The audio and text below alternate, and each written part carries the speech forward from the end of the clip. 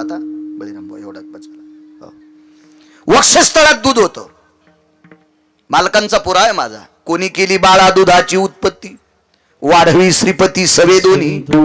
मातेच्या पोटात बाळाची वाढ होत असते आणि जसं जसं बाळ वाढेल तसं तसं या पवित्र देशाच्या माऊलीच्या हृदय कमळामध्ये वक्षस्थळामध्ये त्याच्यासाठी अमृत वाढत असते, अमृत वाढत असते. पण जोपर्यंत ब्रह्मांडाचा मालक आहे, काय शरीरात व्याधी असेल, शरीरात एक अडचण होती, व्याधी होती, आजार होता.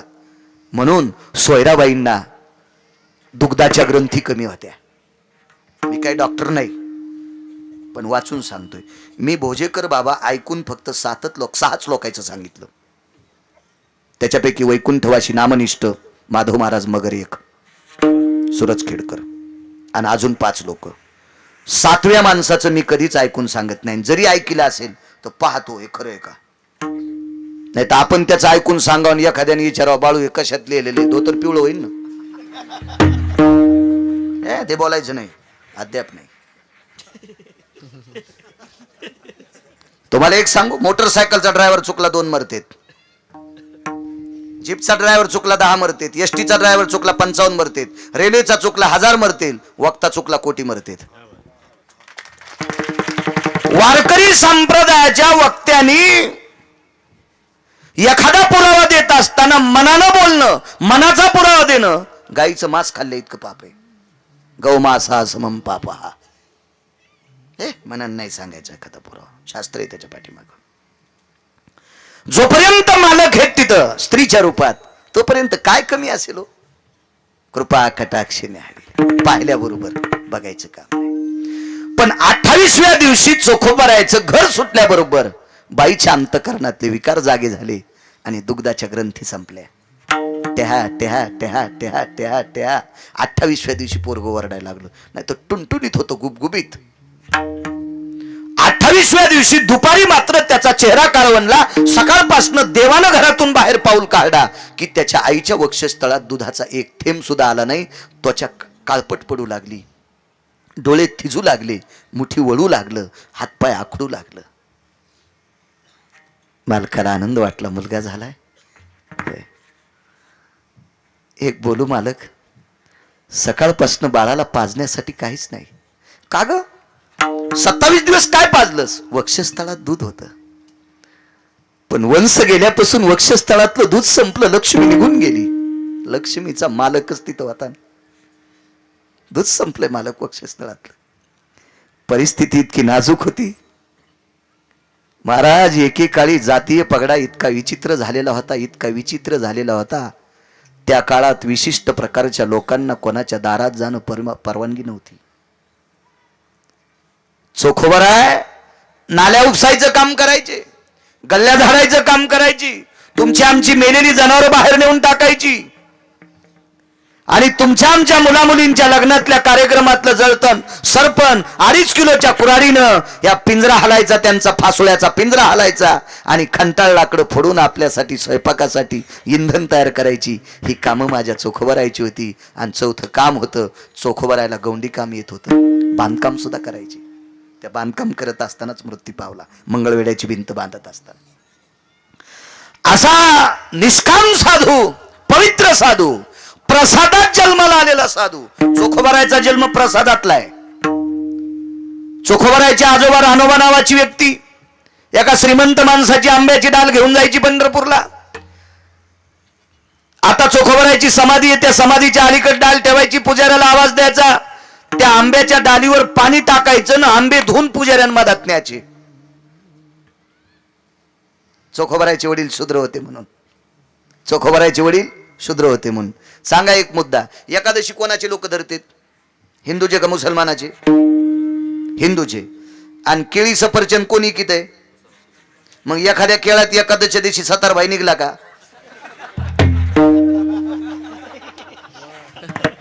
पाहिला का चाऊस मी एखाद्या केळात तुम्ही?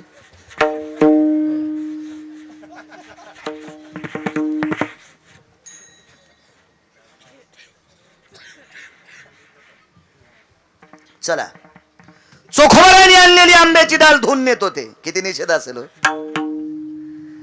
पण पण 35व्या वर्षी चोखोबराच्या वडिलांना आणलेली आंब्याची डाल धुवून 35व्या वर्षी काय मालकात जागरूकता आली. एव्हा वरून वैभव दिसते म्हणून मोठं नाही म्हणायचं. मी मगाशी सांगितलं 1400 रुपयाचे बिस्किट कुत्र खाते ते वैभवशाली आहे. 1,28,00,000ची गाडी. मी काल वारीला गेलो, आमच्या ड्रायव्हरचा उसला अवघड चालू होती म्हणून मी रेल्वेने गेलो, चांगल्या डब्यात बसून गेलो तुमच्याच पैशावर. रेल्वेला उतरलो, आमच्या एक जणांकडून निरोप कळाला, बाळू महाराज रेल्वे स्टेशनला उतरलेत. मला एक गाडी घ्यायला एक माणूस आला, त्याच्याकडे 1,18,00,000ची गाडी होती. स्टेअरिंगवर तो बसलेला होता आणि त्याच्या सीटवर कुत्र बसलेलं होतं. माझ्यावर प्रेम करणारा डॉक्टर आहे तो, पण त्याच्या सीटवर कुत्र बसलेलं होतं. कुत्र किती नशिबवान असन कुत्र. 1,18,00,000च्या गाडीत बसले आणि गिरगावकराला घ्यायला स्टेशनला आले. कुत्र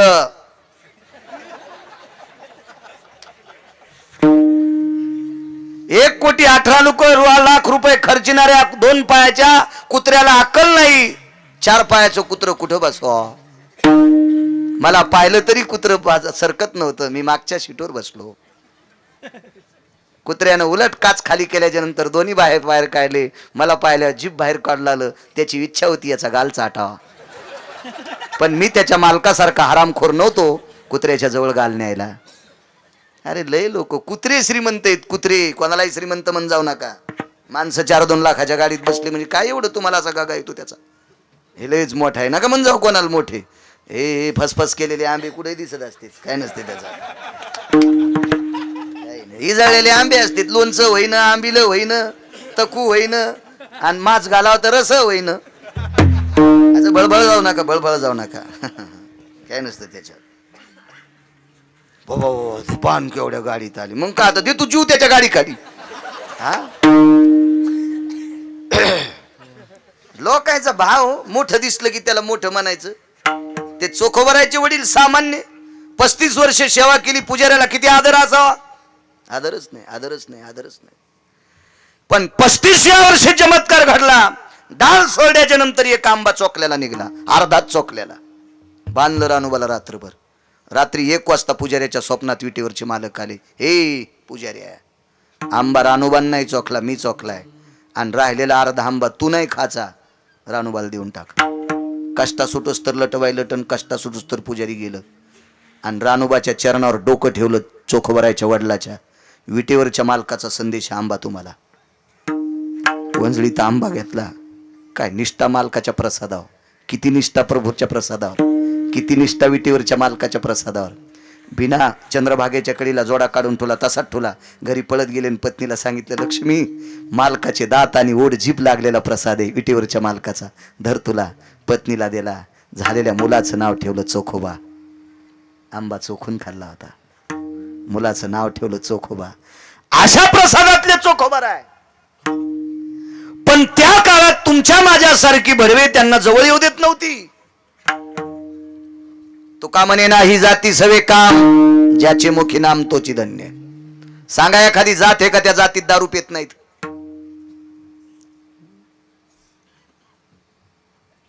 जामदे नावाचं गाव आहे. एखाद्या वेळेस तुम्ही गेला असताल. 2530 मतदान पारधी समाजाचं आहे. पारधी समाजाचं जामदे नावाचं गाव. कृष्णाजी माऊली जायखेडकर प्रसिद्ध महात्मा होऊन गेले खानदेशमध्ये. त्या महात्म्याच्या कृपेने 450 पारधी समाजाची माणसं माळकरी झालीत. 450 लावरं चित्र सशे रानडुकर धरणारे. तिथे किर्लोस्कर नावाचा एक व्यक्ती आहे. तो जामदे ते पंढरपूर दोघं नवरा बायको लॉकडाऊन मध्ये पंढरपूरला पायी ते म्हणला पाणी पण देऊन गेली लोक. मी पंढरपूर मध्ये आल्यावर पाहिलं त्यांना असं पाय खोड्याच्या नंतर एखाद्या लसणाच्या काचुळ्या निघा होता, अशा पायाच्या काचुळ्या निघत होत्या. पारधी समाजाचा माणूस पारधी. दोघं नवरा बायको वड्या खोड्याचं पाणी पित पंढरपूरला गेले. काय कोणाला नाव ठेवता. हे पात्रता नाही आपली दुसऱ्याला नाव ठेवण्याची. दुसऱ्याच्या अंतकरणातला सद्भाव बघत जा. लोकांना शिव्या द्यायची आपल्यात पात्रता नाही. मी चांगला आणि मोहा चांगला आणि दुसरे खराब आहेत का हरामखोरा. विठाला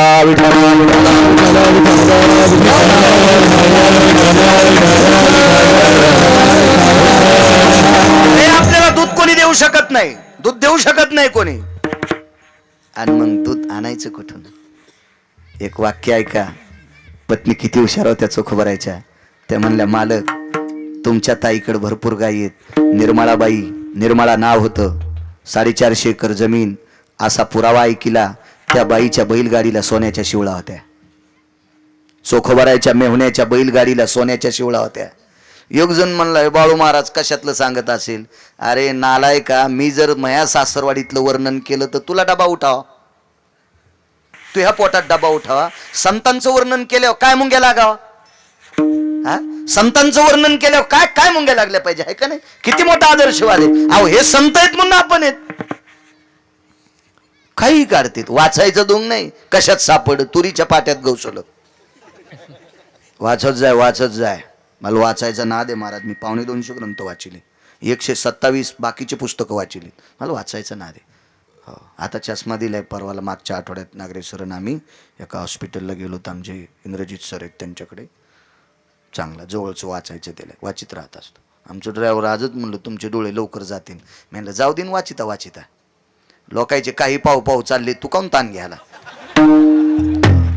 हे ग्रंथ वाचिता वाचिता जातील. हाय पोरग धरीन माझ्या हाताला, नाही तर तू धरी जाय. तुला 7-8 एकर जमीन नावची करून देतो. म्हातारपणी तू माही काठी धरी जाय. काय ताण आहे त्याला? मला कुठं काय देवीचं तेल देवीला आणि भोत्या आला घाईला, काय ताण आहे त्याच्यामध्ये? ते म्हणलं काय हरकत नाही. आता झालं नाही, एक वाटाणाची आमची गावकरी येते. तुमच्या बहिणीकडे भरपूर गायी येतात, एखादी गाय आणा. ते चोखोबराय होते. बहिणीला दिपाळीला साडी चोळी देता आली तर देवा, पण बहिणीच्या घरचं खाऊ नये, असा वारकरी संप्रदायामध्ये पुराणामध्ये, एका पुराणामध्ये 3 श्लोकाचा पुरावा मला सापडला. बहिणीचं खाऊ नये. पण बाई किती हुशार होत्या. बहिणीची गाय आणा, पैसे नाहीत म्हणून विकत घेता येत नाही, पैसे नाहीत म्हणून विकत घेता येत नाही, आणि तुमच्या बहिणीच्या गायीचं दूध फुकट खायचं नाही. सध्या गायीची सेवा महाराष्ट्राच्या मातीमध्ये मी 2500 गोशाळेमध्ये बाहेरून संदेश ऐकला. बाहेरून मला एकही गोशाळावाला भेटला नाही की तो म्हणला नाही की मला 5 पोर बाबांना निधी द्यायला नाही. माझ्या पाहण्यात जेवढ्या गोशाळा आल्या, मी 3793 गावं. तुमच्या गावातलं आजू पहिलं कीर्तन आहे का? दुसरे? मग तुमचं गाव नकोय. 3793 गाव पाहिले. एवढ्या गावात आतापर्यंत जितक्या जितक्या गोशाळा भेटल्या, त्या गोशाळेला आदरणीय पूजनीय सद्गुरू पाचपोर महाराजांनी निधी दिला. त्यांना जे समाजातून प्राप्त झालं कीर्तनात, रामायणातून, ते सडळ हातानं. मागे एकदा मी गेलो, आमचे पाटील सर आहेत त्याचे कर्नाटक मधले. ते म्हणले आमच्या इथं कार्यक्रम केला, नर्मदा परिक्रमा करणाऱ्या लोकांसाठी 30 तेलाचे डबे पाठवले. 30 तेलाचे डबे. नर्मदा परिक्रमा करणाऱ्या काही वारकऱ्यांना रस्त्यात अन्नदान व्हावा म्हणून 30 तेलाचे डबे माझ्या फोनून फोन पे केलं. म्हणे मला देऊत नका पैसे, तिकडे टाका त्या संस्थेला. काय वागणं असेल होय साधूच. गथुडे बांधणारे तर लय पाहिले मी, त्याच्यातला मी पण एक आहे. पण दादा पाटील मी करणार आहे, हसू नका. करणार आहे काहीतरी, करणार आहे तर हसू नका. पण मी ज्या दिवशी करीन त्या दिवशी सांगेन, आधी बोलायचंच नाही. हा, करीन. फक्त तुम्ही सगळ्यांनी मला आशीर्वाद द्या. माझ्या हाताने एक चांगलं काम व्हावा असा तुम्ही मला आशीर्वाद द्या. कारण मला तसा गागा बी नाही, मीच करीन म्हणून. तसं नसतंय. ते गागा आणायचंच नाही, हे सगळं त्याच्या हातात आहे. एका बाई नवऱ्यानं सोन्याच्या तुट्या लावल्या घरात. अर्जुन भाऊ सोन्याच्या तुट्या, पैशावालं होतं ते, सोन्याच्या तुट्या लावल्या. आणि बायको म्हणली मा याच्यातून पाणीच येईन. ते म्हणला येडपटेस काय, वरचा कॉक ढिला कर ना. वरच्या टाकीचा कॉक ढिला केल्यावर त्या तुट्यातून पाणी आलं. तसं या तुटीचा कॉक पंढरपुरात आहे, त्यानं जर बंद करून टाकला तर सकाळी संदेश येईल, गिरगावकर गेला. नाही, तुमचे बी बटणं दाबणार आहेत, तुमचे काही लोखंडाचे नाही तर तर दबनत ना. पण तुमचं एक दिवशी माझ्या मागं दाबणारच आहे ना. लय ना काही करू. त्याच्यामुळं गगा नसोय आपल्याला, त्यानं करून घ्यावं आपल्याकडनं, अशी माझी इच्छा आहे. काम आहे ते करावं, ते देवानं करावं, आणि ते तुमच्या सगळ्यांच्या आशीर्वादाने पूर्ण व्हावं, अशी तुमच्याही चरणी प्रार्थना. गाय विकत घ्यायची नाही, पैसे नाहीत, आणि गाईचं दूध फुकट खायचं नाही. चोखोबर आहे म्हणले. कोड्यात कशी बोलायली ऐका ना. गाय आणायची, वासरू आणायचं, आपल्या बाळाला दूध होईल, आणि दूध पिल्याच्या नंतर बाळ मोठं होईल. बाळ मोठं झाल्यावर गाय आणि वासरू तुमच्या ताईची वंशाची परत करू, आणि तुमच्या ताई म्हणतील तोपर्यंत त्या ताईच्या घरचं काम मी करीन. भांडे असतील, धुणी असतील, सडा सारवण असेल, सगळं करीन, सगळं करीन. मग चोखोबर आहे. एक पुरावा आहे त्याच्यासाठी. संसाराचे भय धरोनी मानसी, चोखा मेहून पुरीशी जाता झाला. काय भीती होती संसाराची? लेकरू वाचावा. देवा तुला मागितलं नव्हतं ना, मग दिलंस ना. मारण्यासाठी दिलंस का अपमान करण्यासाठी दिलंस? संसाराचे भय धरोनी मानसी, चोखा मेहून पुरीशी जाता झाला. आणि मेहुणा राजा नावाचं गाव तिथपर्यंत आले. बहिणीने पाहिल्याबरोबर पाय धुवायला पाणी दिलं. शेतातनं मेहुणे आले. घोड्यावरून खाली उतरल्याबरोबर आपल्या बायकोच्या भावाच्या पाया पडले. तर चोखोबर आहे, पाय झाकू लागले फाटक्या धोतरानं. नको म्हणे भाऊजी. तर 450 एकरचा मालक काय म्हणत होता? भोजेकर बाबा, आम्ही फक्त 2 पैशानं मोठे आहेत, आम्ही फक्त 2 पैशानं मोठे आहेत, तुम्ही इतके मोठे आहात. या जगातले किती दिवस वाचवायचे तर कोण्या दिवशी मळ्यात नेऊन फुकायचे, हे ज्याच्या हातात आहे त्याला जगाचा बाप म्हणतात. आणि तो जगाचा बाप तुम्हाला बुक्का लावायला येतोय. इतके मोठे चोखोबर आहे. चोखोबरायचं भजन संपलं की मृदंगाचार्य महाराज विश्वाच्या पाठीवर एकाच व्यक्तीला बुक्का लावला. तो फक्त चोखोबरायला लावला. विटेवरच्या मालकानं बुक्का लावायला येत होते. आणि एवढ्या मोठ्या श्रीमंत माणसाचे पायकात, म्हणून तुमचे पाय धरू द्या, आमचं बरं होईल. याला म्हणतात नातं. बरं का, आपल्याकडं तसं नाही. श्रीमंत पाहुणा आला की मुळवाटी, त्याच्या पोरा सोरायला नोकऱ्या असल्या की मुळवाटी, आणि गरीब पाहुण्याला अ रामा पुढच्या रविवारी बाब्याचं लग्न आहे, ध्यानात हे का नाही? अरे सुंबळ्या तो सांगितलंच नाही ना. गरीबाला फोनवर सांगायला बर का, आणि मोठ्याला म्हणतो बर का, बर का, हाजरी लावा बरं, माझ्या लेकरायला आशीर्वाद द्या बरं का. आणि अशा माणसाला म्हणायला त्यानं बाप जिता आडात ढकलला होता. फक्त तो पैशावाला आहे म्हणून ते आशीर्वाद, त्याचे आशीर्वाद लागत असतात का सुंबळ्या तुझ्या पोराला? आणि गरीब पाहुणा असला की धनवंताला की सर्व मान्यता आहे जगी. तेव्हा बोलणं लय सोपं असतंय. नाही नाही, आपलं लय मन मोठं आहे. कशाचं मोठं आलंय सुंबळ्या? खपक्या पाहिले की दिसत तू असा लव लव करी तू, आणि गरीब गरीबायला शपटा हानीत नाही, आणि नुसता तोंडान सांग तू लय मोठं मोने. कोणी कोण मोठा आहे तू? विठाला विठाला.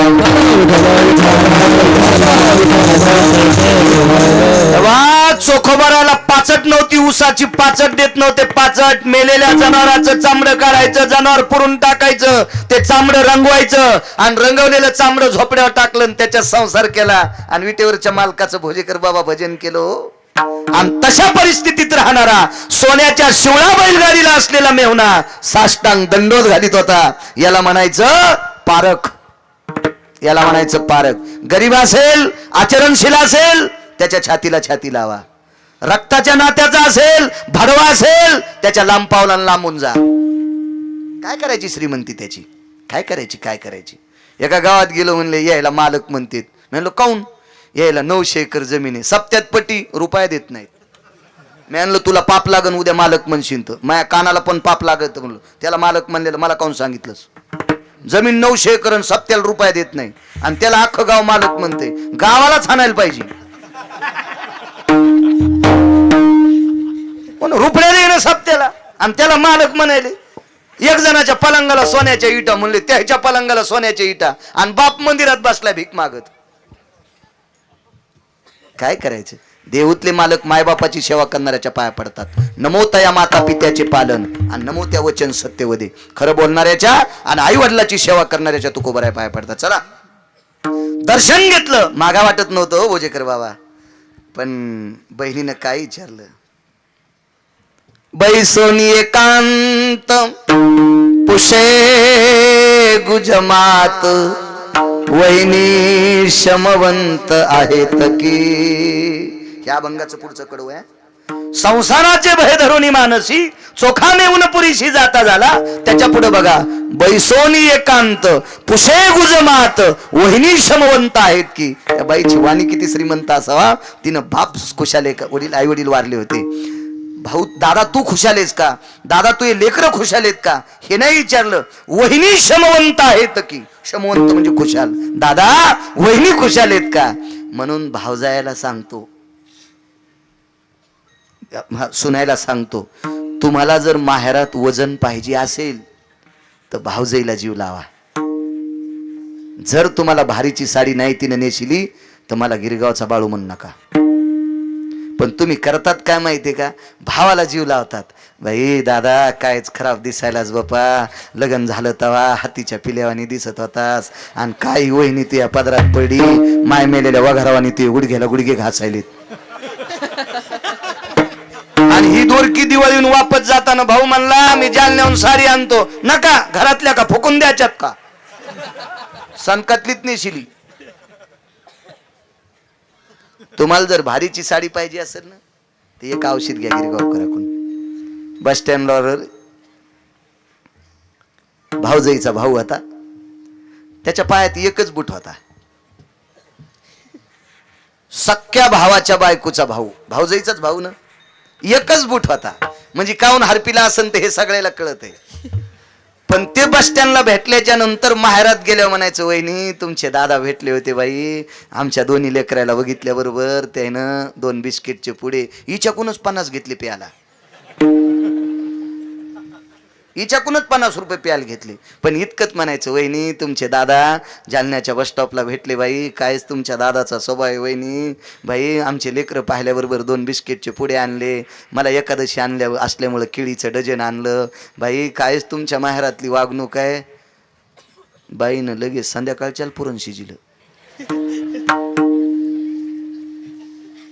तिला माहित होता आपला भाऊ किती बदमाश आहे, पण वर्णन स्तुती कोणाला बी आवडती हो, स्तुती आवडती कोणाला बी. हो, सासायला जर दुधाचा चहा पाहिजे असेल तर इतकंच म्हणायचं. सून माहेरावून आली की इतकंच म्हणायचं, द्वारकाबाई या ना, या द्वारकाबाई या, वत्साबाई या, सावित्रा ही न ग. तिघी जणी बसल्या, पाहणं बाई काल सुनबाई आल्या, काय पीस आणला चांदण्यावानी चमकायला चंद्राच्या, तेजावानी काय बुट्टे आहेत बाई, बघा ना पीस, दुधाचा चहा घेऊन येते. पण ह्या मथाड्या इतक्या जिबा यायच्या रंगल्या,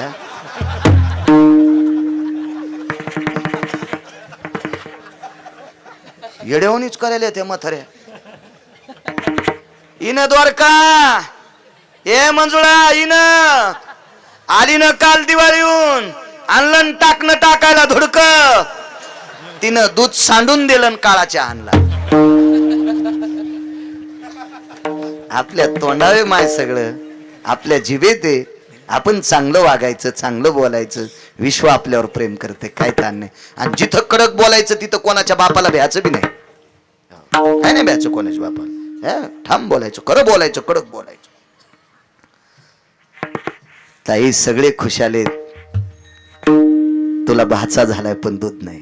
डमणी झोपली, डमणी झोपली, डमणीत ढकलीत वासरू टाकलं, मागून ढकली असती ना त्याच्यात. जिंच्या पॅन्टेवाल्यांना डमणे माहित नाहीत. फार काय झालं तर तुम्ही रेंघ्या पाहिल्या असत्या, रेंघ्या डमण्या. ह्या गावातून माहेरातून मुलगी झाला, रेशमाच्या पडदाने असायच्या, इकून तके तिकून तके, येळूच्या कमट्याच्या, जास्त विदर्भात डमण्या. लोणारच्या यात्रेत, आपल्या सखाराम बाबाच्या यात्रेत डमण्या भेटायच्या, लोणीला सखाराम बाबाच्या लोणीच्या यात्रेत सुताडे भेटायचे. हो, अजून 2-2 म्हातारे मेले तरी त्याच्या नातवायला अजून सुताडे आहेच, असे सुताडे भेटायचे. तिथं लय अशा चांगल्या वस्तू भेटायच्या, डमण्या, जुन्या गाड्या, अशा त्या काठ्या गिठ्या, असं थाट वैभवशाली वस्तू भेटायच्या. अशा डमण्या उग्या, ते घुंगरण ते थाटण गिटण मस्त असायचं. तुम्ही रेंग्या पाहिले, जाऊ द्या ते रेंग्याचं नाही सांगत, आता वेळ झाला ना. आणि मग काय झालं, त्या ढकलीत वासरू पाठीमाग गाय बांधली, चोखवरायला मधात घेतलं, गाडी हाकायला मेवणे बसले. आणि बुलढाणा जिल्ह्यातून मंगळवेढ्याला गाडी आली. आल्याबरोबर पाहिलं वासरू, टवटवीत वासरू गाय. दया सांगतोय, बायकोनं सांगितलं मालक आतापर्यंत मुलानं धीर धरलाय, पण एक काम करा, दूध लवकर काढा, वेगात सांगतोय. आणि मग चोखवरायनी वासरू सोडलं. गाय दूध कोणासाठी देते? वासरासाठी. आपण वासराला पाजित होत का? शेळी कोणासाठी दूध देते? मसड कोणासाठी देते? वगारासाठी. म्हशीवालेले माणसं हुशार हो. हाल्या जर झाला ना तर पहिल्या दिवसाचं 3 दिवसाचं दूध फुल पाजित येत. त्या दुधानं ते मरत. ते मेलं की त्याच्या पोटातलं चट काढी ते साळीचं तणस मधात घालीत. त्याच्या पायाला अशा खुट्या लावित आणि म्हशी पुढे उभं करतात आणि त्याला हरभऱ्याच्या डाळीचं पीठ. ती येडपट मसड त्याला चाटल्या बी पाना सोडी. म्हशी म्हशी असतात. गाईत आणि म्हशीतले फरक बघ तुम्ही अजून बी लक्षात घ्या. गाय नदीला पाणी पिली तर पाणी पेतीन चारा खाती. मसड पाणी बी पेतीन शेण तिथं टाकती. कोणाच्याच जीवनात म्हशी येऊ नये.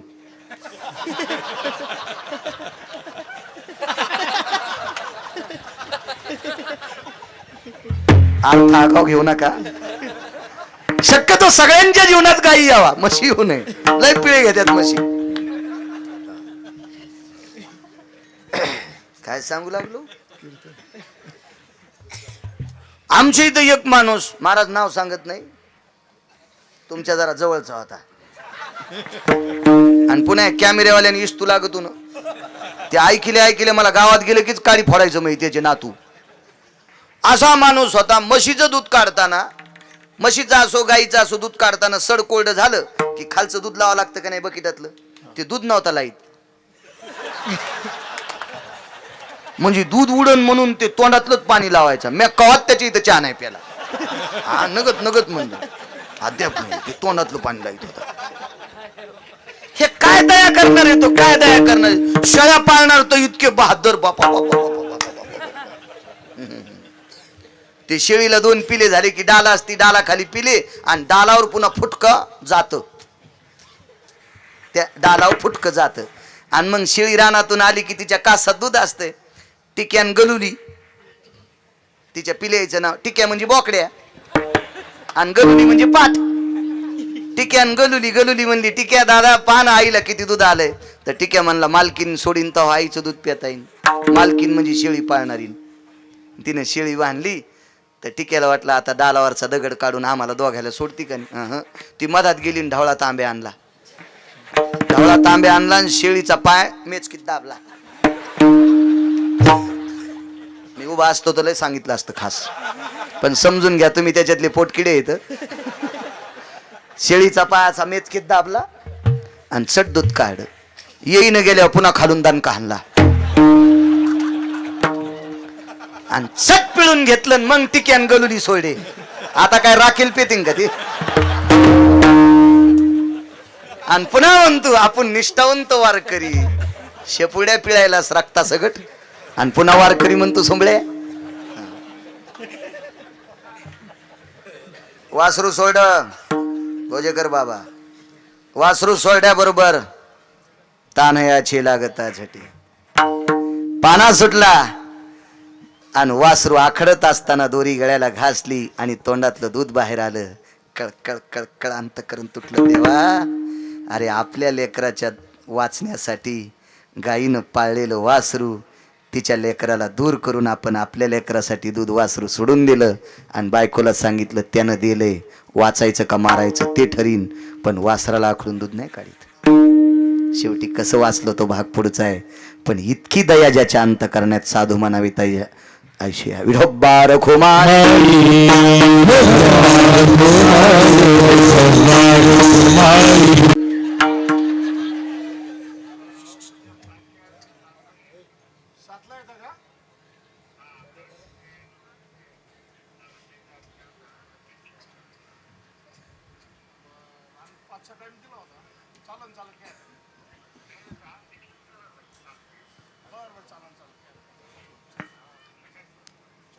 विढला विढला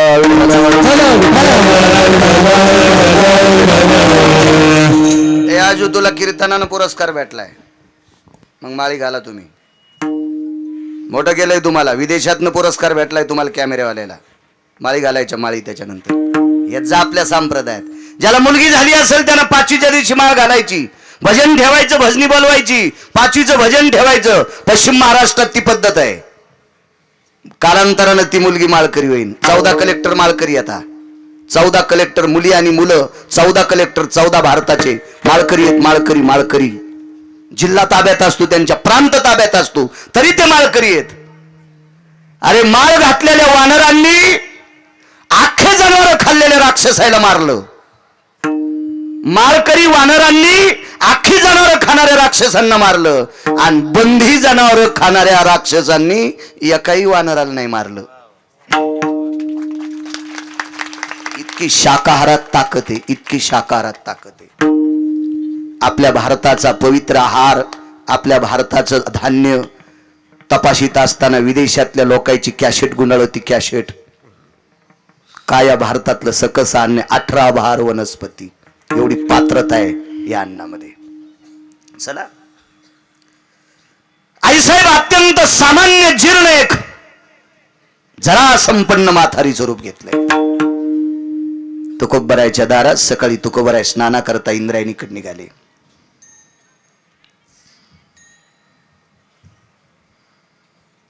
धर्मपत्नीचं स्नान आटपलं होतं, जिजाबाईंचं.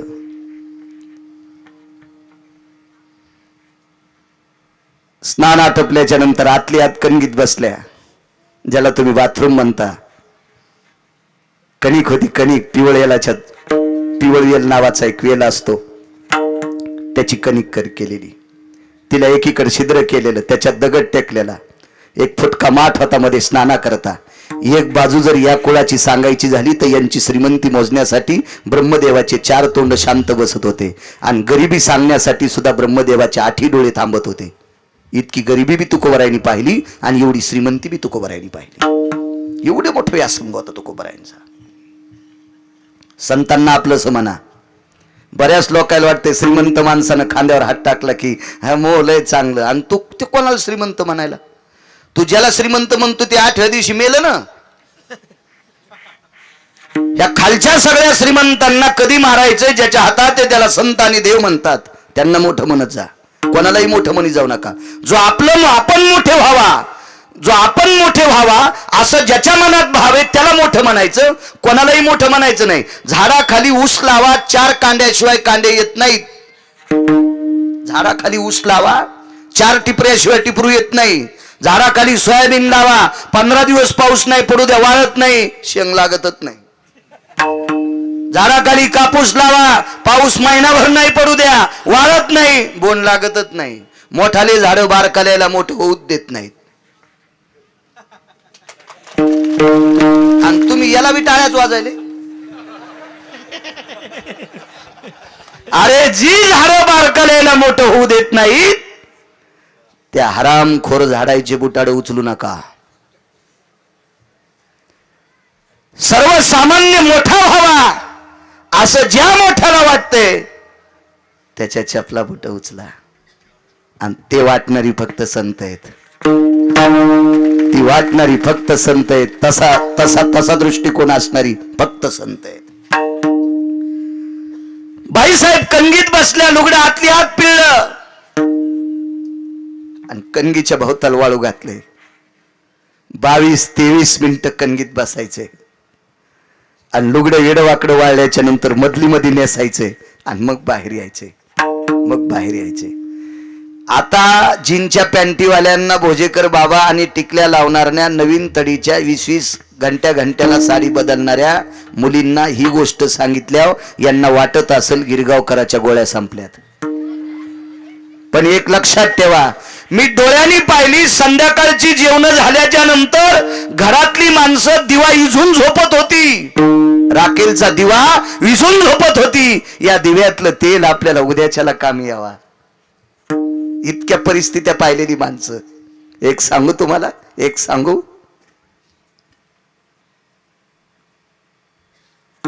परवाला एक माऊली भेटली. त्या बाईचे 2 मुलं नायब तहसीलदार झाले. मुलगी एडीआय झाली, शैक्षणिक क्षेत्रातली काय एडीआय. त्या बाईला म्हणलं, बाई किती चांगलं झालं. ती म्हणली, महाराज आम्ही 2 जावा होतो, हे कधीशी हात लावायचा नव्हता. म्हणून लुगडं वाळत घातलं आणि लुगडं वाळूपर्यंत मी चादर नेसून बसले घरात. चादर चादर चादर अंगावर घेतलं आणि लुगडं वाळेपर्यंत ती घरात बसली. इतकी परिस्थिती मागच्या लोकांनी पाहिली. म्हणून अशा सासू सासऱ्याला टायमाला भाकरी देत जा. कीर्तनकाराला नाही चहा पाजला तरी हरकत नाही, पण ज्या सासू सासऱ्यांचं आपल्यासाठी योगदान आहे त्यांना भाकरी देत जा, त्यांना भाकरी देत जा. आम्हाला काय कोणी देते, काय ताण घेऊ नका. त्याचा आदर्श ठेवा. त्या सासू सासऱ्याला बाजूला काढी, तीन नवऱ्याला घेऊन दोनच तोंडन खिचडीन बोंड बनती. झोपीत भिताड पडन अंगाव.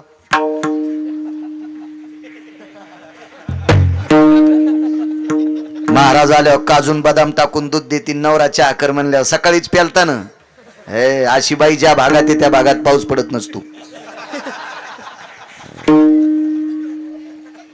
वागणं सर्वात मोठा परमार्थ आहे, देखावा नाही. आपल्या संप्रदायात आचरणाला किंमत आहे, देखाव्याला किंमत नाही. वागण्याला किंमत आहे, दाखविण्याला आणि बोलण्याला नाही. लुगडं वाळत होतं, आतमध्ये आईसाहेब बसलेले आहेत. जिजाबाई श्रीमंत पुण्याच्या आबाजी गुळव्यांची मुलगी, ज्या बाईच्या वडिलाकडे 1425 गडी होते. 1425 1425 गडी ऊसात काम करायला होते. 3600 एकर ऊस होता. 3600 एकर ऊस. एवढ्या श्रीमंताची मुलगी एका लुगड्यावर. तुकोबारा इंद्रायणीच्या स्नानाकरता निघाले. साधू म्हणायचं कोणाला? तेवढ्या अवकाशात चांदण्याच्या प्रकाशात बाहेर बाई बसलेली. तिला काय करता येत नाही. तिनं 10 मिनिटात वाऱ्याला आदेश दिला, शीतम वायुर्वेगे स्ततेवच. वाऱ्याला सांगितलं असं बारीकसं वारं सोड की ज्याला शीत म्हणतात. आज कसं थंड हवा आली अशी थंडी सोड. कुडकुड कुडकुड कुडकुड कुडकुड करीत आई साहेब तिथे बसलेले आहेत. जगाची मालकीने. तुकोबारांनी विचारलं, माय कोण? म्हातारी. कुठून आले? फिरत फिरत आले दादा. बाई मधात बसा ना. नाही दादा, निघायचे पुढे. काय काम आहे बाईसाहेब? बाईसाहेब म्हणले तुकोबाराय, काय काम आहे माय? दादा अंगावरचे वस्त्र 2-3 जाग्यावर फाटलेत रे. अंधारात कसं बसा अंग झाकून बसले. दिवसभर फिरताना समाजात फिरत असताना थोडी लाज वाटती. याच्याकरता एखादं लुगडं दे ना, एखादं लुगडं दे ना मला, एखादं लुगडं दे ना. काय संकट असेल तुकोबारायकडं. पत्नीला एकच लुगडं होतं. ते लुगडं कणगीवर वाळत घातलेलं होतं. त्या लुगड्याच्या आतमध्ये धर्मपत्नी बसलेल्या होत्या. जिजाबाई, आबाजींची कन्या जिजाबाई बसलेल्या आहेत.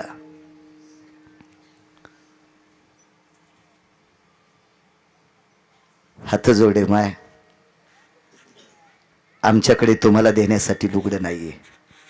लक्ष्मी आहे ती, लक्ष्मी पंढरपुरातली मालकीनी. हे वाळत घातलेलं लुगडं कोणाचं आहे? इतक्या जोरात नसेल बोलली, तुम्हाला ऐकू येण्यासाठी मी म्हणालो. हे वाळत घातलेलं लुगडं कोणाचं आहे रे?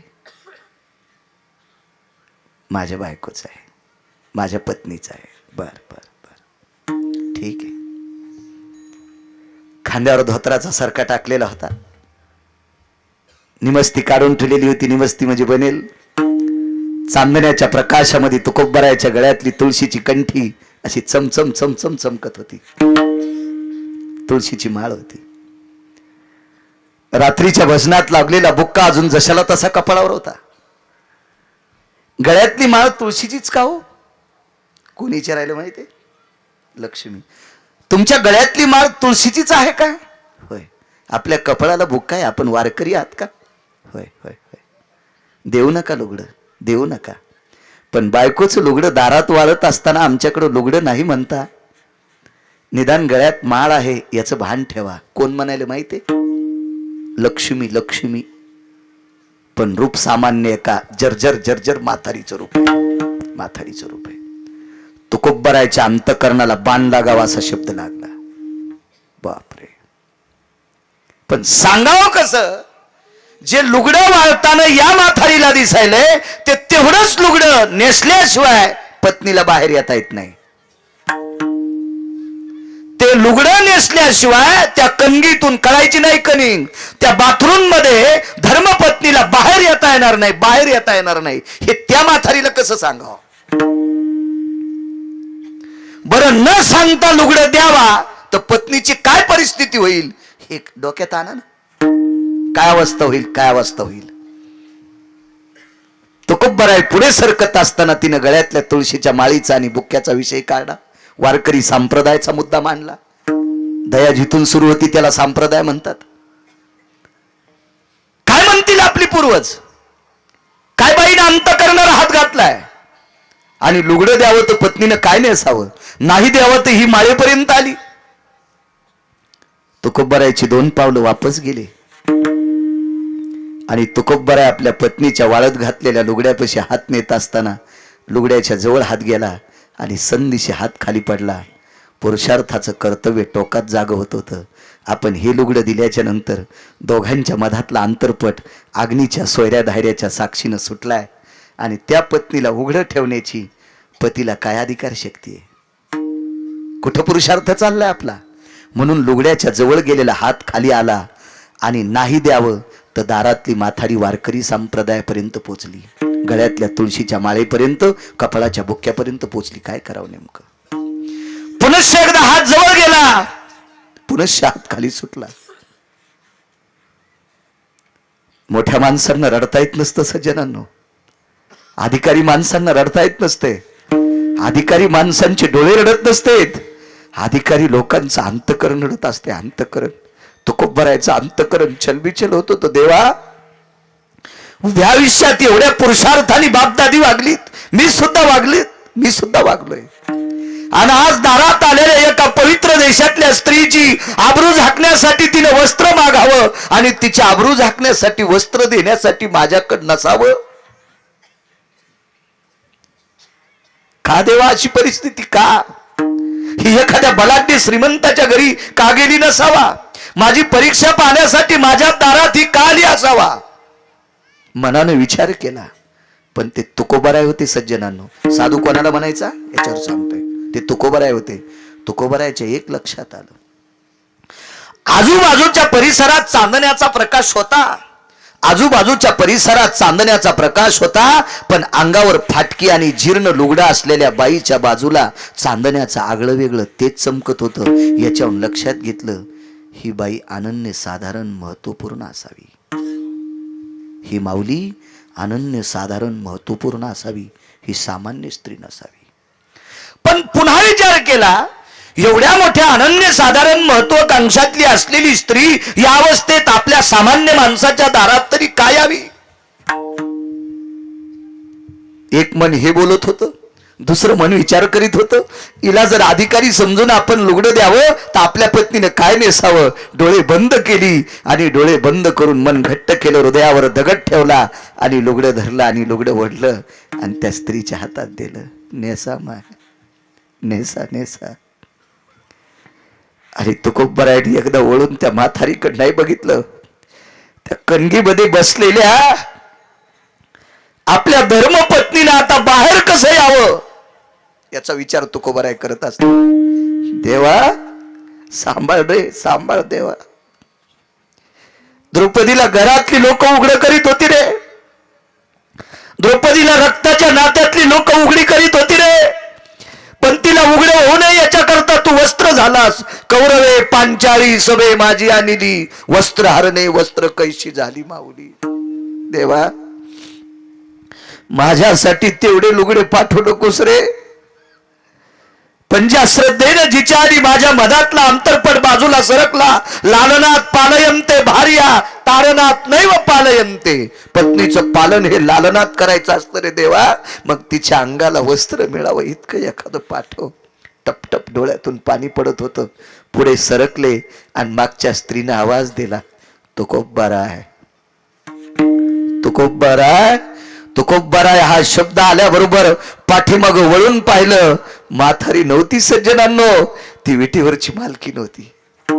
ती विटेवरची मालकी नव्हती. विटेवरची मालकी साष्टांग दंडवत विटेवरच्या मालकीनीच्या चरणावर घातला. फार दिवसाच्या नंतर नातू घरी आल्याच्या नंतर 80-90 वर्षाची आजी मोठ्या श्रद्धेने आपल्या नातवाच्या गालावून हात फिरवती. त्याच्या हजारो पटीनं गोड अशा प्रकारचा तात्विक सात्विक सकुशल घोड अशा कोमल हाताचा स्पर्श तुकोबारायच्या गालावून पडला. आज कळालं तुकोबाराय तुमची महती किती आहे. मी ती पाहण्यासाठी आले. दृष्टांत संपला. कसलाही विचार न करता दारातल्या म्हातारी जांग झाकावं ही दया दाखवत असताना स्वतःच्या पत्नीचं लुगडं दान करावा ही दया ज्याच्याकडे त्यालाच पहिलं सर्वभूती दया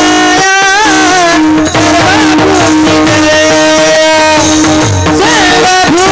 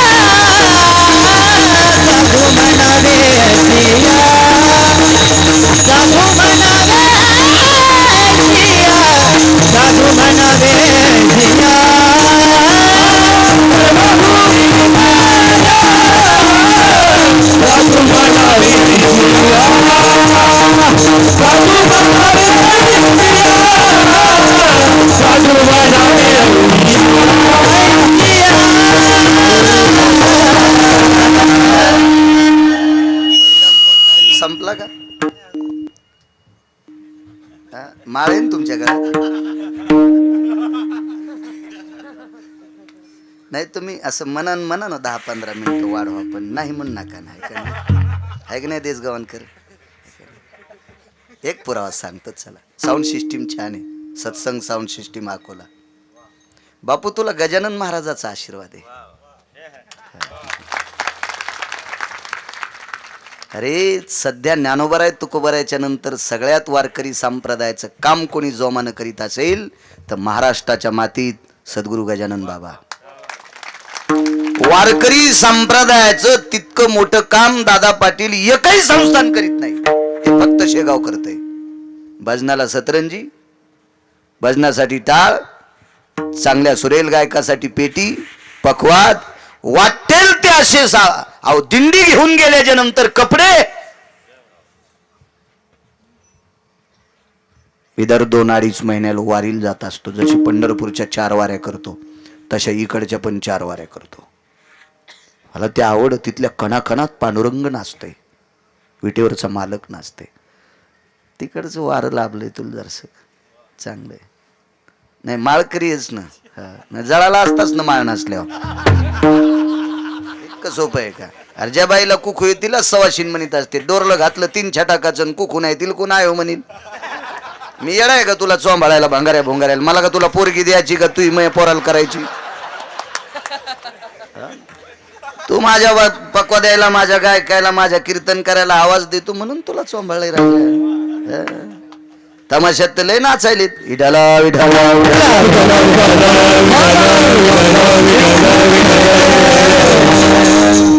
थोडी चांगली.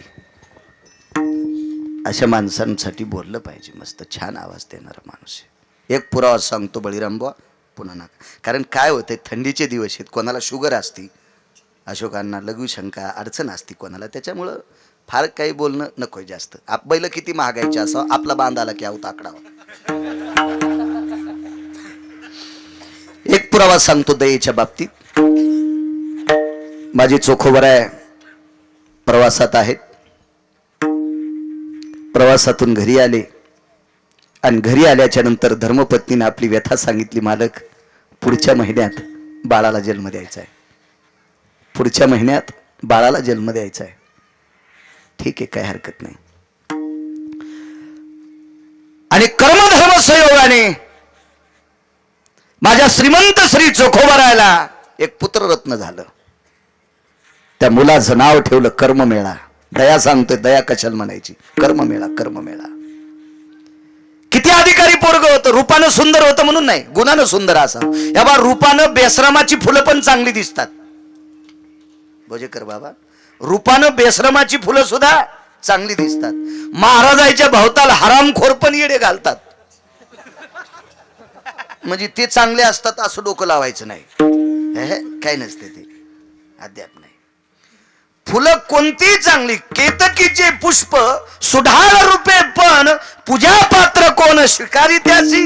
केतकीचं फुल दिसायला सुढाळ दिसते, पण आई साहेबांनी पूजा केली, पिंडावर फुल टाकलं, त्या दिवसपासून ते फुल बेईमान झालं. सीतेनं फुल टाकलं होतं पिंडावर, त्या दिवसपासून केतकीचं फुल तुच्छ. बेसरामाचं फुल दिसायला सुंदर, हे सुगंध नाही त्याला. लेकरं दिसायला सुंदर आहेत, गुणानं गोड असावा. माझ्या चोखोबाराला झालेला मुलगा गुणानं किती गोड होता. उपजताची कर्ममेळा आणि वाचे विठ्ठल सावळा. गुणाला किंमत आहे. या महाराज श्रीमंत किती, त्याच्यापेक्षा वारकऱ्याचे नियम किती पाळी तू, त्याला महाराज म्हणायचं. श्रीमंत तमाशातले कोणते कमी येत, कोणते कमी आहेत तमाशातले लोक. लय वैभवात असलं म्हणजे त्याला महाराज म्हणत असते.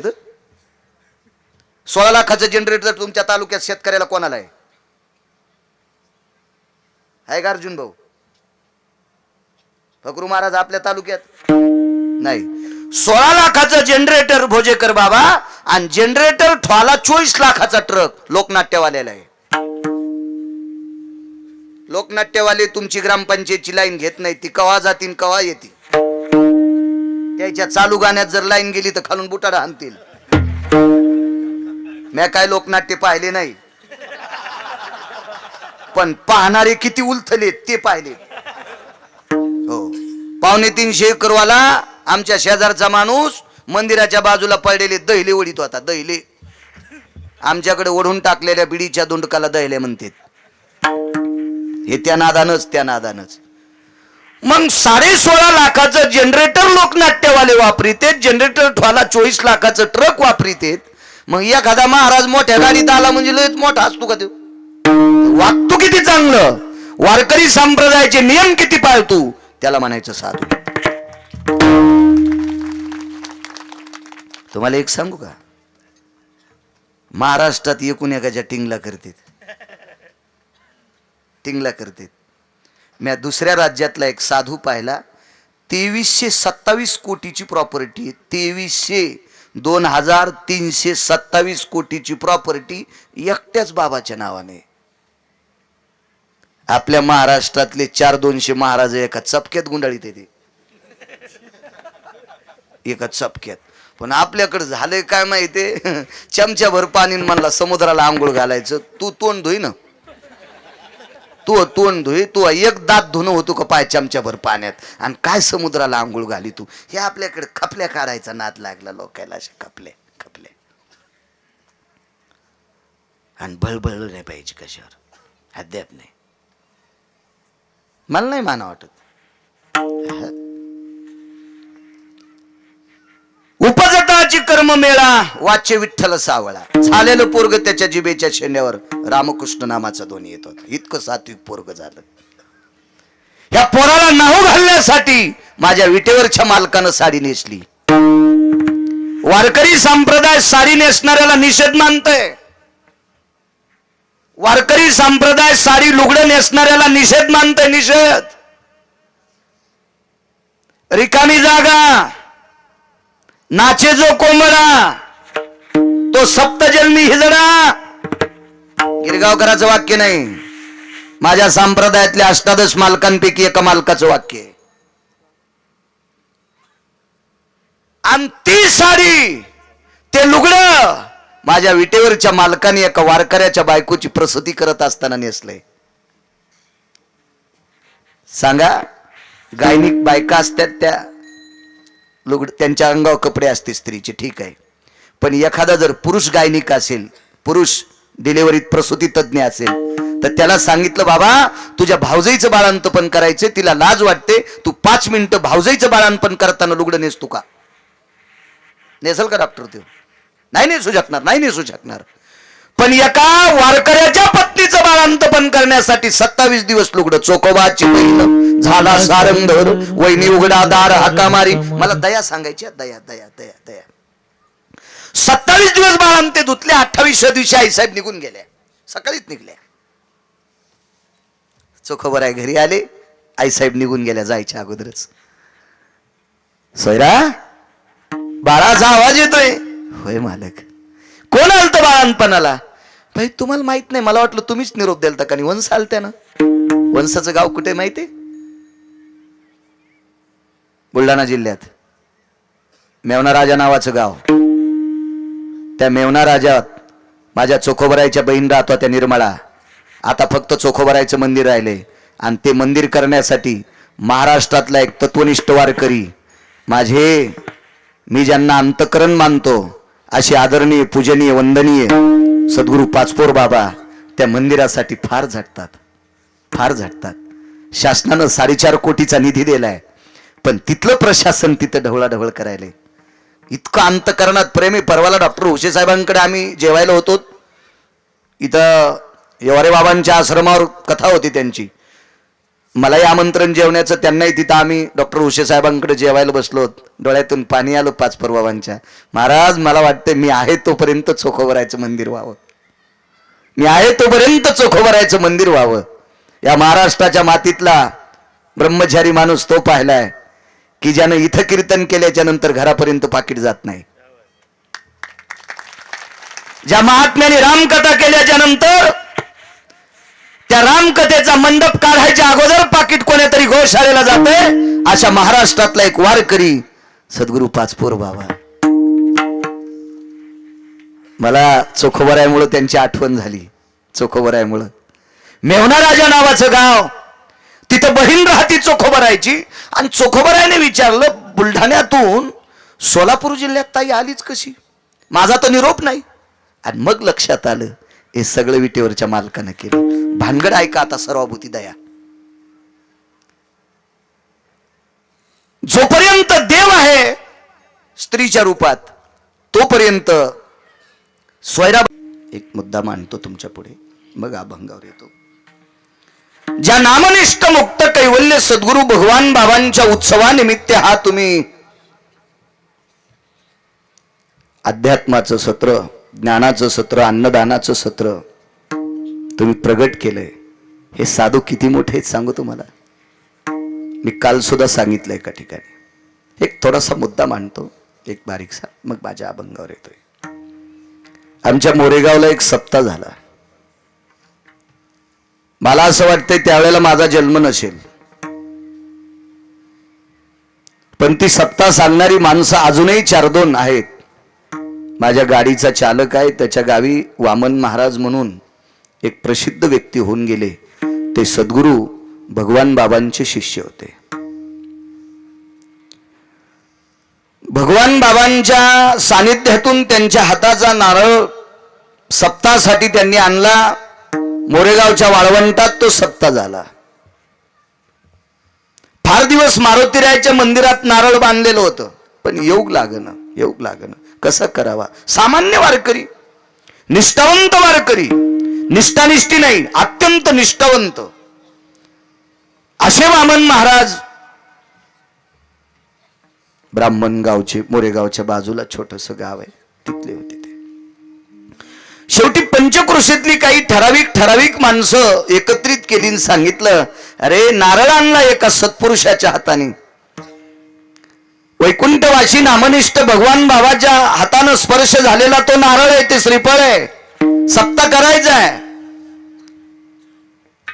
कालांतराने नामनिष्ठ वैकुंठवासी सद्गुरू भगवान बाबा ब्रह्मांडाच्या मालकाच्या सानिध्यात विलीन झाले.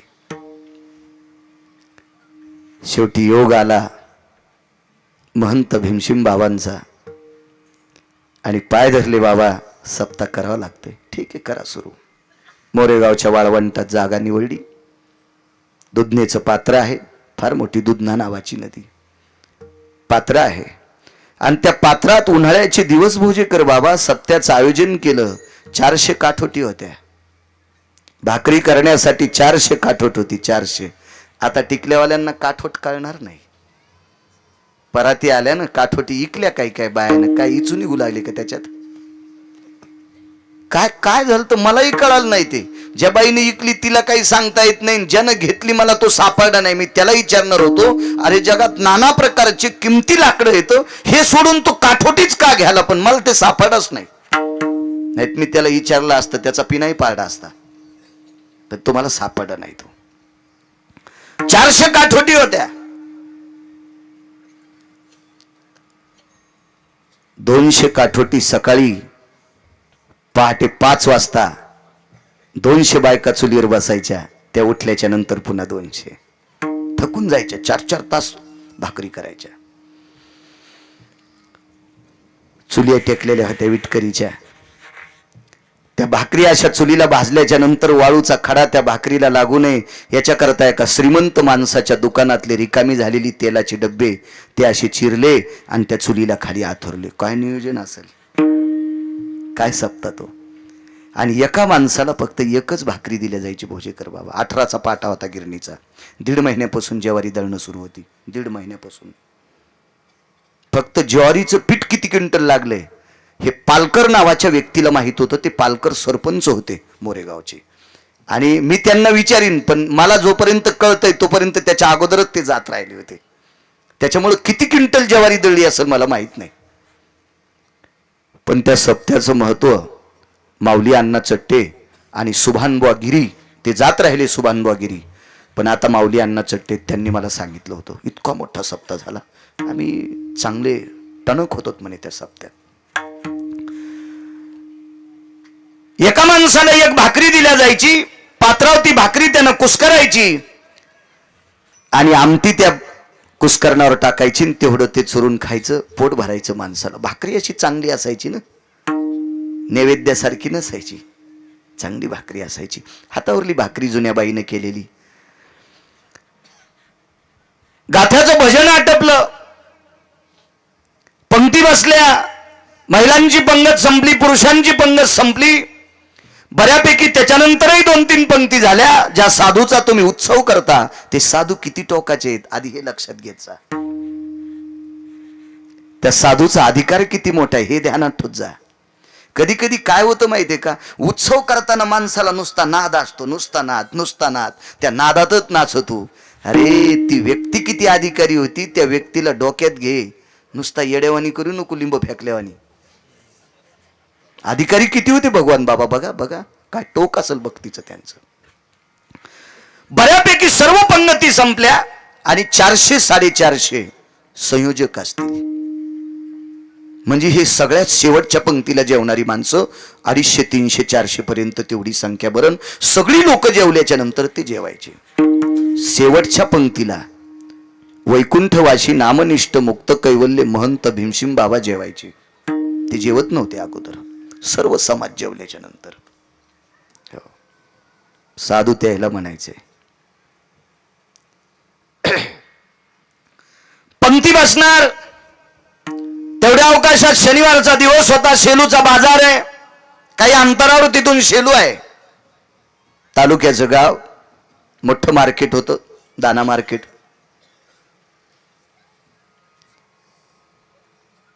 लवकर बीट आटपलं आणि जेवढा काम करणारा हमाल तोलाई ही सगळी जी लोक होती, याच्यातली काही लोक, काही दुसरी, अजून काही, त्यांनी विचार केला, चला मोठा सप्ताह चालू आहे, आपण प्रसाद घ्यायला त्या सप्त्यात जाऊ. भोजेकर बाबा अन्नाचा दुष्काळ होता, फार परिस्थिती नाजूक होती, फार परिस्थिती नाजूक. मला काय जास्त वय झालं नाही, पण मी एक परिस्थिती पाहिलेली आहे. आमच्या गावात गुळाचा शिरा करायचे सप्त्याला. त्या शिऱ्याला 1.5 किलोला पावशेर तूप टाकायचे, 5 छटाक. 1.5 किलो पिठाला 5 छटाक तूप टाकायचे. नव्हतंच ना, मिळतच नव्हतं, परिस्थितीत नाजूक होती. पण एखाद्या माणसाला आग्रह केला आणि शिऱ्याची वडी पात्रावर उरली, त्याला जर नाही खाल्ली तर ती शिऱ्याची वडी आणि पात्र फेकून द्यायचे. माझ्या डोळ्यानं पाहिली परिस्थिती. त्या पात्रावर उरलेल्या वड्या एकीकडनं कुत्रे वडीत होते आणि एकीकडनं विशिष्ट प्रकारचे माणसं त्या वड्या जमा करीत होते. मी डोळ्यानं पाहिला तो दुष्काळ, डोळ्यानं. म्हणून जिनच्या पॅन्टीवाल्यानं जरा हिशोबात चाला. टिकल्यावाल्यानं संध्याकाळी कुकर केलेलं भाताचं पहाटा असं पालथं करी जाऊ नका.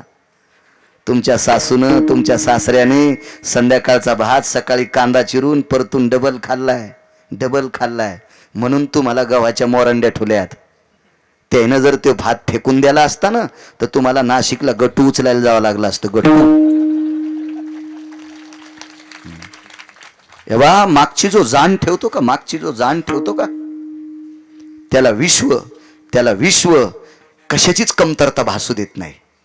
पण ज्याला मागची आठवण राहत नाही का, त्या भडव्याला कधी खड्डा येईल आणि कधी तो भडवा त्या बोकांडीवर पडेल काही सांगता येत नाही त्याला. विठाला विठाला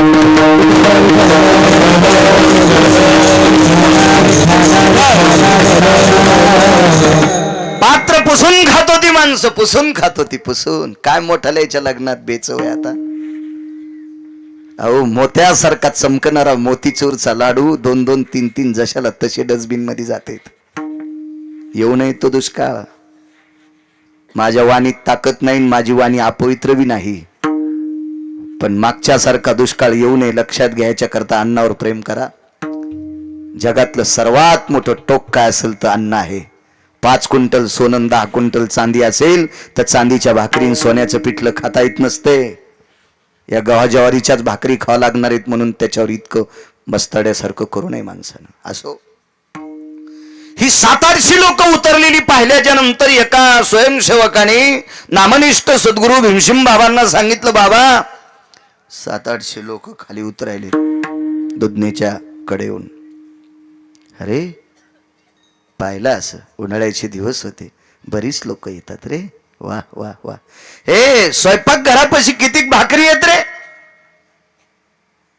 या सगळ्या केलेल्या भाकरी पत्राचा मंडप केलेला होता, खालीचे केळीचे पानं थरलेले होते आणि त्याच्यावर सगळ्या भाकरी टाकायच्या आणि त्या ढिगल्यावरल्या उचलून एक एक वाढायची.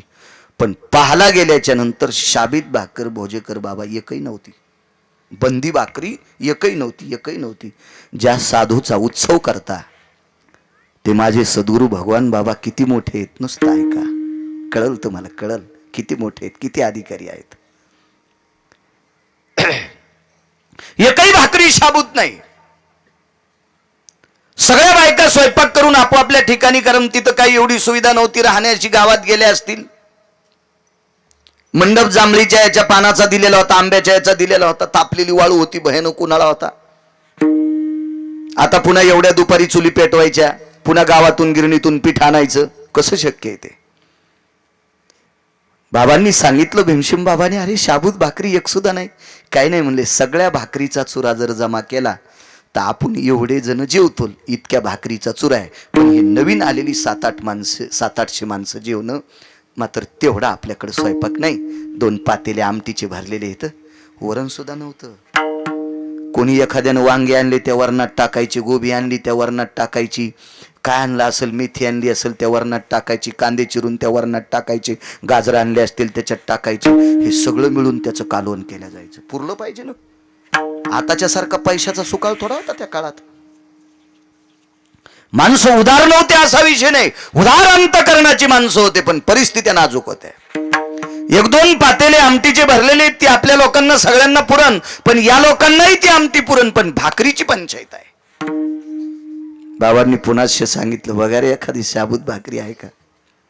एक विवेक संपन्न विनेकरी होता, त्या वारकऱ्यानं सांगितलं, बाबा शाबूत भाकरी एकाच जागेवर टेकलेली आहे, तिथं ज्ञानोबा राहायचा, तुकोबा राहायचा आणि वैकुंठवासी भगवान बाबाचा फोटो मांडलेला होता. या प्रतिमेच्या पुढे नैवेद्य म्हणून बंदी भाकरी टेकलेली आहे. जमलं म्हणले काम, तुम्ही काय काळजी करू नका, त्या माणसाला बसवा पंक्तीला. कार्यकर्ते लोक म्हणले कस काय भीमशिम बाबा बसवा म्हणते, 7-8 टोपली भरतील अशी मोठाली 4-4 पायल्याची टोपली भरतील असा भाकरीचा चोर आहे. हे 700-800 माणसं आहेत, आपण 200-400 येत. जाऊ द्या आपलं काही घरी जाऊन जीव, काय होईल ते करू, भात शिजिता येईल, काही करता येईल. पण ही 700-800 माणसं कशी जेवतील. पण आता तेवढ्या मोठ्या माणसाला विरोध करणं इतकं सोपं नव्हतं. बसा म्हणले, बसा. देवघर करीत होते. मला वाटतं इकून केले का नाही, इकून आहे ना. गर्दी असल्यामुळं मला जाता नाही आलं. मी काल लोटांगण घातलं होतं देवघरापाशी, इकून आणलं मला वाजीत वाजीत नवरदेव आणल्यावानी. पण मी इथून लोटांगण घालतो.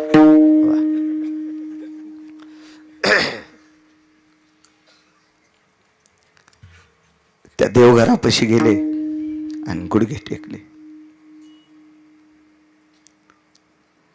गुडघे टेकले आणि त्या फोटोला हात जोडले. बाबा, तुमचा प्रसाद ग्रहण करण्यासाठी गरीब माणसं आलीत, गरीब माणसं आलीत. मोठी मोठी श्रीमंत जेवून गेली. बलाढ्यशाली आलेली माणसं पहिल्या दुसऱ्या पंक्तीला मोठी मोठी माणसं जेवली. पण ही काम करणारी येतो, लोकांच्या घरी काम केल्याशिवाय यांची संध्याकाळची चूल पेटत नाही. अशी भक्त निष्ठावंत श्रद्धेनं चालत 8 किलोमीटर पासून इथपर्यंत आलेली भक्त आपल्या कार्यक्रमातून, या मंगल कार्यक्रमातून, या यज्ञातून ते विनमुख कसे जावे, उपाशी कसे जावे. गुडघे खाली टेकले, मान वाकवली, हात छातीवर नेले आणि डोळे झाकले. काय अनुभूती आली असेल भोजेकर बाबा, देव जाणे. डोळ्यातून टप टप टप टप पाणी त्या वाळवंटात पडत होतं. वैकुंठवासी निष्ठावंत सद्गुरु भीमशिम बाबा रडत असताना त्या दुधेच्या पात्रातली वाळू बनत असेल. मी नशिबवाने, एका महात्म्याच्या डोळ्यातल्या पाण्याचे थेंब पडते म्हणजे मोती पडते, मोती पडते. तुम्हाला सांगू, त्या महात्म्याच्या डोळ्यातलं पाणी त्या ठिकाणी पडलं म्हणून आज हजारो गावाला पाणी झालंय. तिथं लोर दुधना प्रकल्प झाला.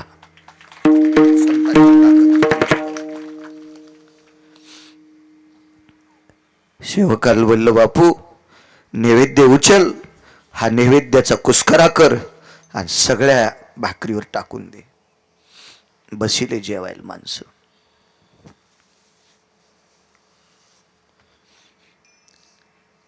एरवी एक भाकरी देत होते.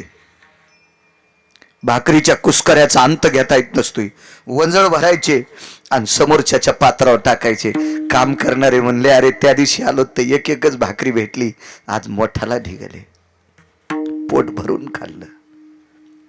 ही सगळी लोक जेवली. 2-3 इनेकरी, चौबदार, भालदार आणि बाबा पंक्तीला बसले. आणणार आहे आता. हात धुवायला उठल्याच्या नंतर विचारलं, तिकडं काय आहे का रे? काहीच नाही, काहीच नाही. ताकद सांगू तुम्हाला, सद्गुरु वैकुंठवासी भगवान बाबाच्या फोटोपाशी गुडघे टेकून हात जोडले. त्यावेळेला सद्गुरु वैकुंठवासी नामनिष्ठ भगवान बाबांनी अन्नपूर्णेला सांगितलं असेल, हे अन्नपूर्णा माता, हे अन्नपूर्णा माता, या वारकरी संप्रदायाच्या मंडपात आलेली भक्त उपाशी जाऊ देऊ नको ग. त्या एका भाकरीच्या बंद्या भाकरीमध्ये प्रत्यक्ष अन्नपूर्णेचा वास झाला आणि ती 700-800 ही 200-400 माणसं जेवले. एकालाही भाकरी कमी पडल्या नाही. ही ताकद ज्यांची आहे त्यांना सद्गुरु वैकुंठवासी भगवान बाबा म्हणतात. काय त्यांचा महिमा वर्णवान, काय त्यांचा महिमा वर्णवान, काय त्यांचा महिमा वर्णवान, काय त्यांचा महिमा वर्णवान. हरी भक्त भोजन भोजन, हरी भक्त भोजन. काय त्यांचा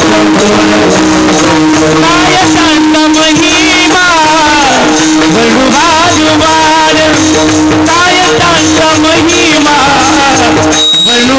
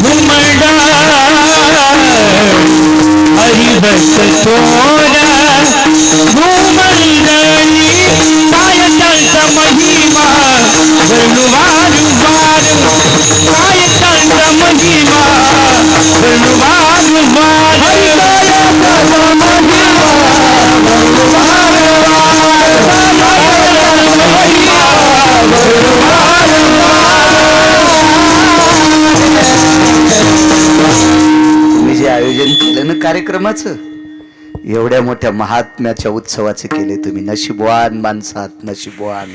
कशा करता सांगू? अशा संतांचा उत्सव करण्यासाठीच मागच्या 2.5 वर्षाच्या काळात तुम्हाला वाचिले, मला सुद्धा वाचिले या महामारीत, अशा संतांचे उत्सव करण्यासाठी. म्हणून तुम्हाला प्रणाम करतोय. आता माझ्या अभंगावर येतोय. सर्वाभूती दया साधू मनावे ऐशिया. ज्याच्या अंतःकरणात दया आहे त्याला साधू म्हणतात. अभ्यास खूप आहे, एखाद्या वेळेस गाठापाठ असेल, पण वरून कावळा जाऊ देत नाही. काय किंमत नाही. दया असली पाहिजे. दया कशाला म्हणायचं? दया. तुकोबारायची ख्याती पंढरपुरातल्या मालकाला काही वारकऱ्यांनी सांगितली. महाराज, काय तुकोबारायचं काम आहे, काय तुकोबारायांचं काम आहे, काय त्यांचा स्वभाव आहे, काय तुकोबारायांचं वागणं आहे, काय तुकोबारायची भक्ती आहे. असे नाना प्रकारचे दिलासे निष्ठावंत वारकऱ्यांनी विटेवरच्या मालकापर्यंत पोहोचवली. मालकीन ऐकत होत्या. आईसाहेब विटेवरच्या मालकीन ऐकायच्या. पण एके दिवशी आईसाहेबाच्या अंतःकरणात शंका आली. आईसाहेब म्हणले, मालक काय हो, जो तो उठवतो तुकोबर आहे, जो तो उठवतो तुकोबर आहे, जो तो उठवतो तुकोबर आहे, असं काय त्यांच्याकडे? विटेवरच्या मालकानं हात केला आणि म्हणले, तू शांत बस, तू शांत बस. याचं कारण सांगू का तुम्हाला? कारण इतकी महती तुकोबारायची होती, इतकी महती तुकोबारायची होती की ती महती सांगत असताना विटेवरच्या मालकाची सुद्धा वाणी अपुरी पडत असावा याच्याकरता धर्मपत्नीला म्हणले, तू शांत बस, तू कशाला डोकं लावती तुकोबारायच्या बाबतीत. पण शेवटी हा स्त्री स्वभाव. दया कशाला म्हणतात? साधू कोण आहे? आईसाहेबांनी सांगितलं, मालक मला असं वाटतंय की एकदा तुकोबारायला बघावं. माझी एक इच्छा आहे. लक्ष्मी, हे रुक्मिणी, ऐक ना, तू ते दर्शन आल्यावरच बघत जाय. वारीला येतेत ना ते, प्रत्येक वारीला आल्यावर बघत जाय. ते म्हणले, इथं आल्याला तर कोणी तुमच्या माझ्या दर्शनाला येणारा सात्विकच असतो. मंदिरात घुसला की, मंदिरात घुसला की तो सात्विकच असतो. आणि इथून बाहेर गेल्यावर मग त्याचे ते घोडे नाची. तू मला एकदा तिथं जाऊन पाहू द्या. तर विटेवरच्या मालकांनी जगाच्या मालकिनीला सांगितलं, लक्ष्मी, तुकोबारायला तू कोण्याही पारड्यात मोज, कोण्याही पारड्यात मोज. खरं तर तुकोबारायसारखी संत, ज्ञानोबारायसारखी संत, नामदेवरायसारखी संत, नाथबाबांसारखी संत, चोखोबारायांसारखी संत, या अष्टादश संतांसारखा यांचा अधिकार मोजण्यासाठी विधात्याकडे तराजूत नाही. ब्रह्मांड यतति यतो जायन्ते वसन्ति सत्यं लोकत्रयो प्रियान् विचितयति नैयां सकलति नैवति जाय तुल्यां सकलति नैवं जाय नैयां सकलति नैवं जाय तुल्यां सकलति नैवं जाय. मे म्हणजे घालून मोजणे. 21 प्रकार सांगितले मापाचे. मेयाम सांख्यम प्रणानुच्यते सकला. घालून मोजणे म्हणजे 8व्यात शेरात ज्वारी गहू घालून मोजतात. सांख्य आंबे एक एक मोजित होते, आता किलोवर मोजायले. सायखळीचं माप होतं. सांख्यम उच्यते सर्व तुल्यायाम. पारड्यात मोजणं 3, 21 पैकी 3 सांगितले. बाकीचे सगळे ऐकल्यावर घाम येत असतो. कारण गोळ्या एकखट्याने घेतल्या पाहिजे सगळ्या. विडाला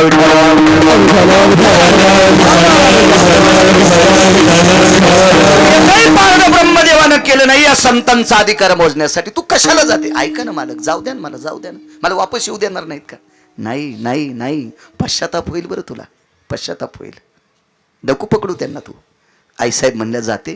फारच सगळीच वारकरी त्यांची महती सांगतात. दया कशाला म्हणते त्याच्यावर सांगायला. आणि आईसाहेब गेल्या.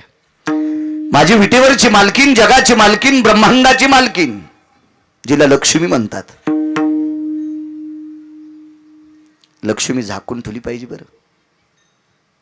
मी बऱ्याच कीर्तनात सांगितलं. बऱ्याच लोकायला डायरीच्या पुढून नोटा ठवाचा नाद आहे. येडगळीस का रे तू?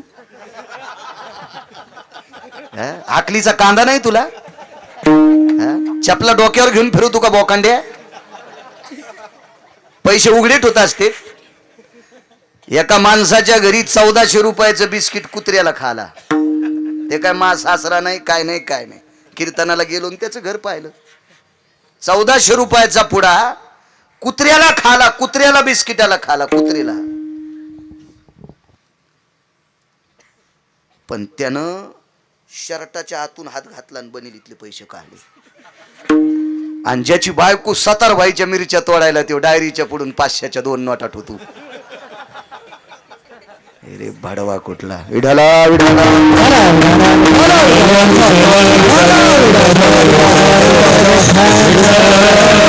हे 2 गोष्टी झाकलेल्या असावा. देवानं वाणी दिली म्हणून बचर बचर नाही बोलणार. 2 गोष्टी झाकलेल्या असावा. एक लक्ष्मी झाकलेली असावी आणि माझ्या पवित्र भारत देशातली स्त्री सगळे कपडे घालून बसलेली असावी, सर्व अंग झाकून असलेली असावी. या पवित्र देशाची स्त्री सर्व अंग झाकलेली असावी आणि या देशात जिचं वर्चस्व आहे तिला लक्ष्मी म्हणतात, ही मांडियाड झाकलेली असावी, झाकलेली असावी. याच्याकरता सांगतोय. मोठ्या लोकांचं वाक्य, माई काय टप्पर आहे तुम्हाला इतकं कडक बोलायची? लायकी तरी आहे का माझी एवढं कडक बोलायची? पण मागच्यांचा संदेश म्हणून तुमच्या पुढे मांडतोय, नाही तर माझी नाही पात्रता. आईसाहेब तुकोबरायची परीक्षा घेण्यासाठी गेल्या. कोणाला म्हणायचं दया? कोण संत आहेत? नुसतं पाठांतरे म्हणून संत नाही, दया असली पाहिजे, दया. आईसाहेब गेल्या. इतकं इतकं इतकं एका सामान्य स्त्रीचं रूप घेतलं. काय करता येत नसल हो मालकिनीला विटेवरच्या? काय करता येत नसल, काय करता येत नसल.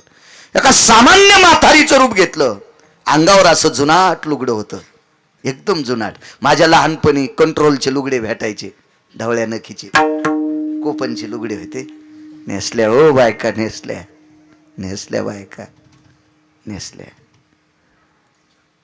डोकं भरून पदर घेतले ते आहे ना त्या लुगड्यावर. पण नाही, तुम्ही आता राहू द्या, नका घेऊ.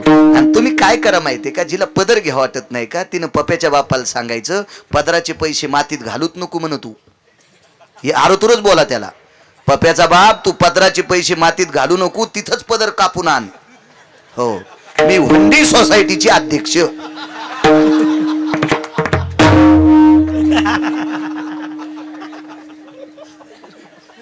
कशाला कीर्तन ऐकायची? कशाला सत्य करायचे? आमच्यासारखे आणून त्याला खपक्या पाकिट द्यायचं, तो श्रीमंत करायचा, आणि तुम्ही सोनाराच्या फोकणीसारखे असेच इकून तिकडे वारं गेलं, जशाल तसे उपरने झटकेले की निकडं. लय सप्ताह दांडगा बदर कवा घेती.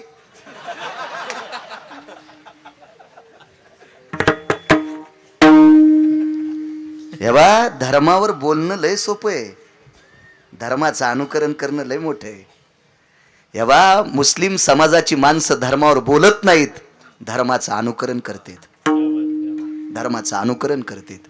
आणि आपले नुसते माईक हातात आल्या, बापा बापा, त्याला वाटतंय मी कोण्या कोण्या भोकाडान बोलू.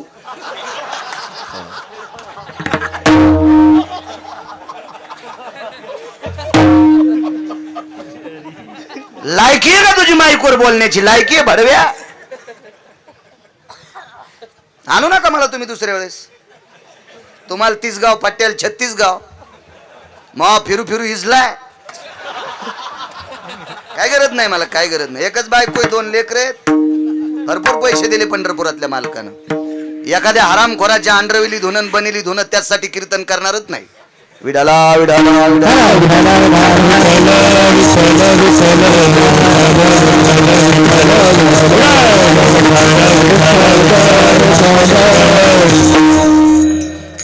ज्या संप्रदायाच्या नावानं भाकरी खातोय त्या संप्रदायाचे नियम सांभाळून परमार्थ करीन. एकच मोरडा भोजेकर बाबा, एकच मोरडा. ते बी कशामुळं मोरडा माहितीये का दादा पाटील? घोड्यावर बसल्यामुळं मोरडा. नाही कळालं?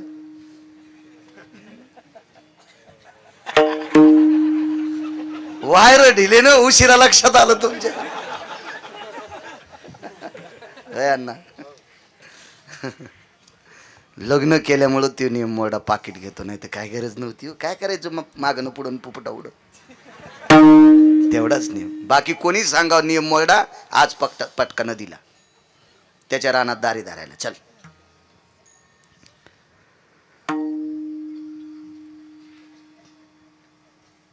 काय सांगू लागलो, मुस्लिम समाजाची बाई बाळंतीण झाली की पोरग हो की पोरगी, जो कोणी सोबत व्यक्ती असेल ते उठतू ते लेकरू हातात घेतो आणि त्याच्या कानात आजान देते. झाल्याबरोबर डॉक्टरला पुसू पण देत नाहीत ते लेकरू, पुसू पण देत नाहीत. देव बोले साहेबजी जल्दी देव. त्याला वाटते डॉक्टरनं गुलगुल केलेली यांना ऐकून. इतकी दक्षता द्यायची, इतकी दक्षता. पटकन घ्यायचं आणि त्याच्या कानात आजान द्यायची. तू या धर्माच्या जन्माला आल्याबरोबर बाळकडू पाचते. धर्मावर प्रेम आहे त्यांचं. आपण 5वीच्या दिवशी लेकराला माळ घाली जा. कॅमेऱ्यावाल्याला कोणाकोणाला बाळ येत हात वरी करा.